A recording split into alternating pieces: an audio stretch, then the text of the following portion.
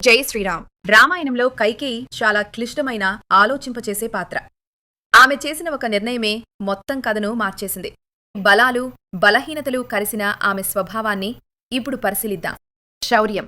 యుద్ధంలో దశరథుడు అపస్మారకంగా పడిపోయినప్పుడు కైకేయి స్వయంగా రథాన్ని నడిపి ఆయన్ను రక్షించింది. రాజకుమార్తె అయినా రాణి అయినా బాధ్యత వచ్చినప్పుడు ఆమె వెనకడుగు వేయలేదు. కర్తవ్యబద్ధత. దశరథుడిని కాపాడటం కైకేయికి కేవలం భార్యగా ఉన్న ప్రేమ మాత్రమే కాదు, యోధురాలిగా తన కర్తవ్యాన్ని గుర్తించి ప్రాణాలకు ప్రమాదమున్నా వెనక్కి తగ్గలేదు. మోహం. కైకేయి భరతుణ్ణి చాలా ప్రేమించింది.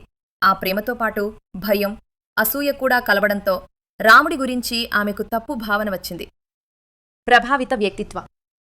మందర చెప్పిన వక్రీకరించిన కథలు నిజంలా అనిపించడంతో కైకేయి సరిగ్గా ఆలోచించే శక్తిని కోల్పోయింది.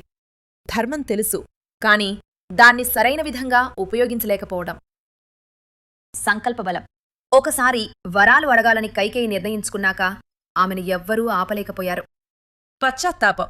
రాముని వనవాసానికి పంపిన తర్వాత రాజ్యం మొత్తం దుఃఖంలో మునిగిపోయింది. ఇది చూసిన కైకేయికి తాను చేసిన పనెంత పెద్ద తప్పో అర్థమైంది. ఆసక్తికరమైన కంటెంట్ మరియు క్విజ్ల కోసం సబ్స్క్రైబ్ చేయడం మర్చిపోవద్దు. జై శ్రీరామ్.